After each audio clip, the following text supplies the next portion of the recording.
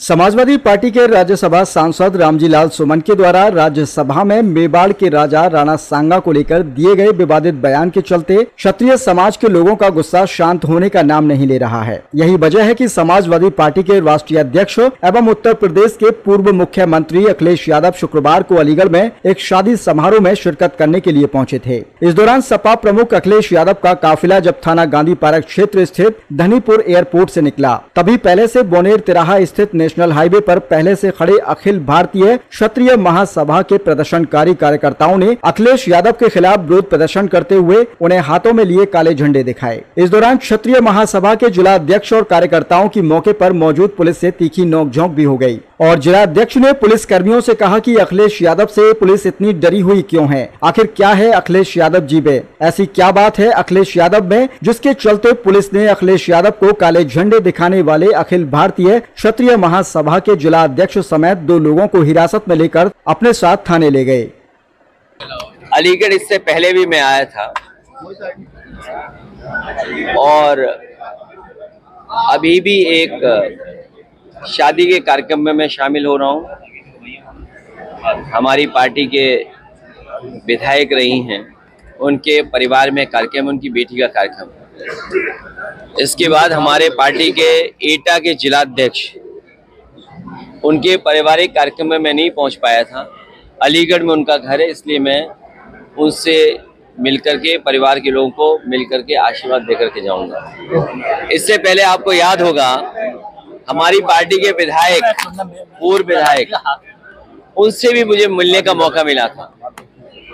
तो मुझे खुशी है इस बहाने कि बहुत सारे कार्यकर्ताओं से मिलने का मौका मिल जाता है और आप जैसे हमारे पत्रकार साथी, इनसे भी संपर्क हो जाता है, अपनी बात कहने का मौका मिलता है।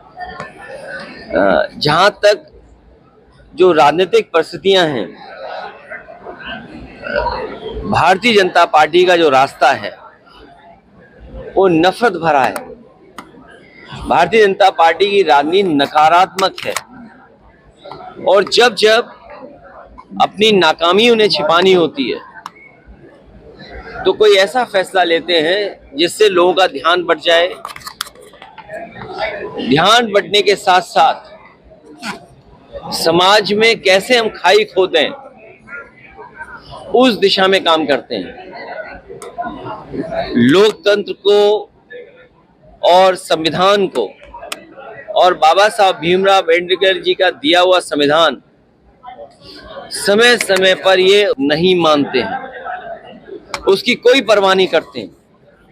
ये हमारा संविधान हमारी ढाल है, संविधान हमारा सम्मान है, संविधान हमें पहचान देता है, संविधान हमारा हक अधिकार हमें दिलाता है।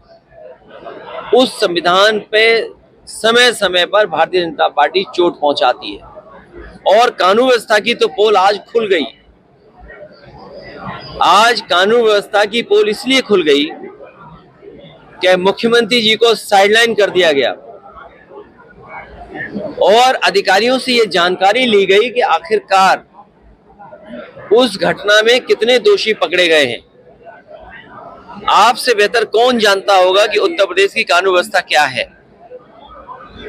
जो आंकड़े उत्तर प्रदेश सरकार के बताते हैं, सबसे ज्यादा महिलाएं असुरक्षित हैं, बेटियां असुरक्षित हैं, अन्याय हो रहा है, भेदभाव हो रहा है और पार्टी देख करके भेदभाव हो रहा है, जाति देख करके भेदभाव हो रहा है और अपनी बात को मनवाने के लिए अगर झूठे भी मुकदमे लगाने पड़े तो वो मुकदमे झूठे लगाए जा रहे हैं और विपक्ष को कैसे कमजोर किया जाए, कैसे दबाया जाए, लगातार सरकार कर रही है।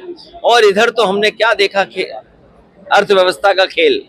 जो लोग विश्व गुरु बनना चाहते थे, जो दुनिया को लीड करना चाहते थे, भारतीय जनता पार्टी जो जुमले समय समय पर बताती थी कि हम दुनिया की तीसरी और चौथी अर्थव्यवस्था बन गए, आज महंगाई कहां पहुंच गई है। महंगाई बढ़ती चली जा रही है, बेरोजगारी बढ़ती चली जा रही है, सरकारी नौकरियां नहीं है, किसान की आय दोगुनी होनी थी वो दोगुनी नहीं कर पा रहे हैं।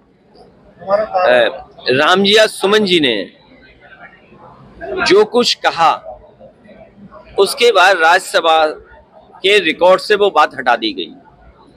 जिस समय कोई बात रिकॉर्ड से हटा दी जाती है उसी समय बात खत्म हो जाती है। लेकिन भारतीय जनता पार्टी का भरोसा तानाशाही पर है। हिटलर ने कभी ट्रूपर्स बनाए थे, अपने पॉलिटिकल वर्कर्स को पुलिस की वर्दी पहना करके वो जो चाहता था वो हिटलर करवाता था। ये जो सेनाएं दिखाई दे रही हैं ये मुख्यमंत्री जी के इशारे पर सेनाएं हैं, और ये जो कुछ हो रहा है ये सब कुछ सरकार के इशारे पर हो रहा है, और संविधान ही हमारी ढाल है। जहां तक इतिहास की बात है, मैंने कई मौकों पर कहा और फिर कहता हूं मैं आपसे कि इतिहास को इतिहास ही रहने देना चाहिए। अगर इतिहास खुशहाली के रास्ते पे ना ले जा सके, इतिहास हमें अगर जोड़ने के लिए तैयार ना हो किसी घटना की वजह से, इतिहास अगर हमें उलझाता है तो इतिहास को इतिहास ही रहने देना चाहिए। आपका प्रोग्राम चल रहा को लेकर पुलिस ने न्यायालय में आरोप पत्र दाखिल कर दिया है। सांसद जी आर रहमान को दोषी माना है। सरकार के इशारे पर किसी को भी दोषी बनाया जा सकता है। सर, आपका सरकार के इशारे पर किसी को भी दोषी बनाया जा सकता है, और इसीलिए मैंने वो शब्द इस्तेमाल किया, ट्रूपर्स।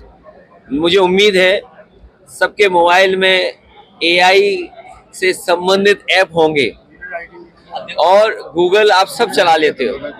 ट्रूपर्स मैंने इसीलिए कहा है। अब बीजेपी को ट्रूपर्स की जरूरत नहीं है, बीजेपी ने पुलिस को ट्रूपर बना दिया है। अगर आप लोग भी कुछ सच्ची खबर चलाना चाहें और बीजेपी अगर दबाव बना ले तो आप भी खबर नहीं दिखा पाओगे। आपका प्रोग्राम चल रहा है, आओ गले मिले, वही योगी आदित्यनाथ ने बुलाया, आओ गांव चले, क्या कहेंगे इसको लेकर? मैं तो इतना ही कहूंगा, क्योंकि आज प्रधानमंत्री जी बनारस में हैं और मुख्यमंत्री जी भी बनारस में हैं। अब मैं प्रोटोकॉल याद नहीं दिलाऊंगा, लेकिन मैं बस इतना ही कहना चाहूंगा, अगर गांव की बात हुई है गले मिलो, इसलिए क्योंकि हमारा जो समाज है, हमारा जो देश है, अलग अलग धर्म, अलग अलग जाति का है। हम जितना गले मिलेंगे, हम जितना एक दूसरे को समझेंगे, हम जितना एक दूसरे के त्योहार खुशियों के साथ मनाएंगे, उतना ही हमारा समाज, उतना ही हमारा देश तरक्की करेगा, उतना ही हमारे समाज में भाईचारा बढ़ेगा। और जो बात गोद लेने की या गांव में जाने की है, मैं केवल मुख्यमंत्री जी से ये कहूंगा कि जिसको गोद लिया जाता है उसे अनाथ नहीं छोड़ा जाता है। जिन सांसदों ने कभी गांव गोद लिए होंगे उन्हें अनाथ कर दिया। इसलिए मैं भारतीय जनता पार्टी को कहना चाहूंगा, उनके लीडर्स को कहना चाहूंगा कि जो गांव गोद लिए जाते हैं उनको अनाथ नहीं छोड़ा जाता है। क्या आप मानते हैं अभी भी शासन और सुशासन की उत्तर प्रदेश चल रहा है क्या? अध्यक्ष जी, सुरक्षा और सुशासन का जो मुद्दा था भाजपा सरकार का, क्या आप भी आज भी वो योगी सरकार की ताकत मानते हैं आप? मैं न मानूं। आप घटनाएं जो हो रही, आज सोचिए, आप आज प्रधानमंत्री जी सीधे मिले अधिकारियों से, ये सरकार की पोल खोलता है। ये जो घटनाएं बनारस में हुई हैं, केवल एक घटना बनारस में नहीं हुई। आप याद कीजिए, BHU में एक बेटी जो पढ़ती थी, उसके साथ जो बलात्कार हुआ, उसमें जितने लोग निकले वो सब भारतीय जनता पार्टी के लोग थे। और कानून व्यवस्था की सवाल तो आपको बीजेपी से पूछना चाहिए। उनका एक विधायक कपड़े फाड़ करके भगवान श्री राम के दर्शन करने गया, और उसने जो कहा अधिकारी कमिश्नर के लिए, वो तो मैं कह भी नहीं सकता हूँ। क्या दूध पिया हो तो? आप में से कई लोगों ने खबर चलाई, कई चैनलों में खबर चली कि उसके पहनावे को लेकर के उसे परीक्षा नहीं लिख पा रही है बेचारी, सर्टिफिकेट नहीं मिल रहा है।